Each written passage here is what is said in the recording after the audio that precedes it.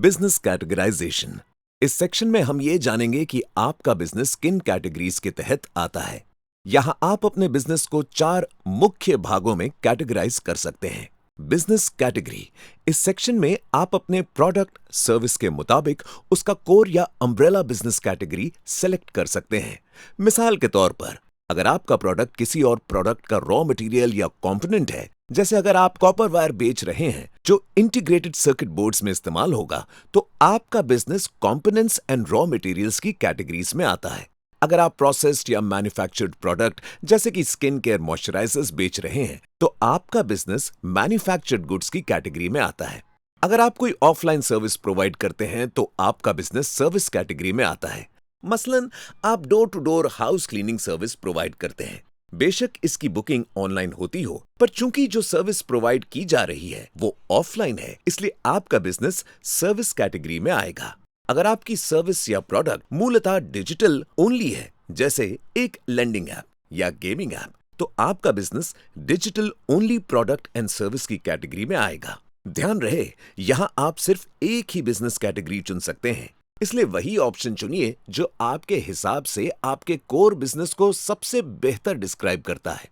Main industry category. इस section में आप उस मेन इंडस्ट्री सेक्टर को चुनेंगे जिससे आपका प्रोडक्ट जुड़ा है। यहां आप सिर्फ एक इंडस्ट्री कैटेगरी चुन सकते हैं, सब industry category. Main industry category चुनने के बाद आप अपने प्रोडक्ट या सर्विस को बेहतर डिस्क्राइब करने के लिए उसका सब कैटेगरी भी चुन सकते हैं, जिससे हम आपके बिजनेस को बेहतर समझ पाएं। नोट कीजिएगा, आप दी हुई लिस्ट में से एक से ज्यादा ऑप्शंस चुन सकते हैं। Market category. इस सेक्शन में आप वो मार्केट चैनल्स चुन सकते हैं जिसके जरिए आप अपना प्रोडक्ट या सर्विस बेचते हैं। अगर आप एक से ज्यादा सेल्स चैनल्स का प्रयोग करते हैं, तो आप दी हुई लिस्ट में से एक से ज्यादा ऑप्शंस चुन सकते हैं। अब हम आपको कुछ ऐसे स्टार्टअप्स के बारे में बताएंगे जो हमारे पिछले सीजन में नजर आए थे, जिनसे आपको इस सेक्शन को समझने में और भी आसानी होगी। गियरहेड मोटर्स एक ईवी ऑटोमोटिव कंपनी है जो अपने वेबसाइट और दूसरे ऑनलाइन और ऑफलाइन चैनल्स द्वारा बाइसिकल्स और ट्राइसिकल्स बेचती है।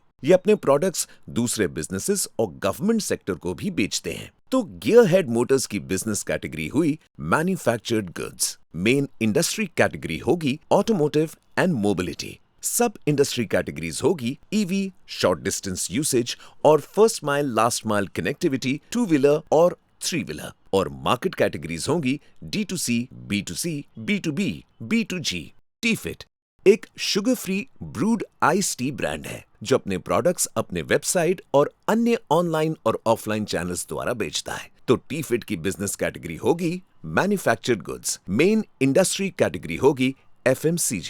सब इंडस्ट्री कैटेगरीज होंगी processed, packaged foods, non alcoholic beverages. और मार्केट कैटेगरीज होंगी D2C, B2C।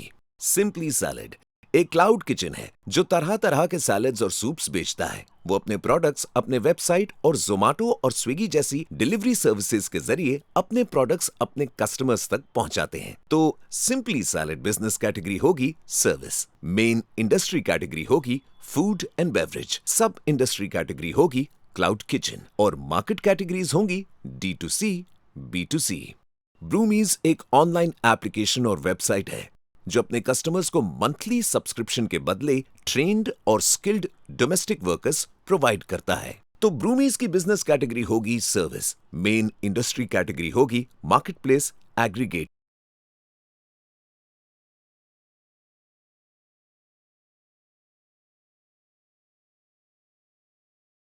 Other option select कर सकते हैं।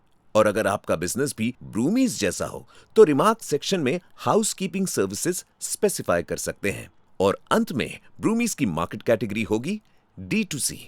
क्लाउडवर्क्स एक वेब बेस्ड सर्विस प्लेटफॉर्म है जहां यूजर्स बिना कोड के 3D एंटरप्राइज मेटावर्स एप्लीकेशंस बना सकते हैं। क्लाउडवर्क्स की बिजनेस कैटेगरी होगी digital only products and services. Main industry category होगी टेक्नोलॉजी। सब इंडस्ट्री कैटेगरीज होंगी software, AI, ML, AR, VR, metaverse, internet of things IoT।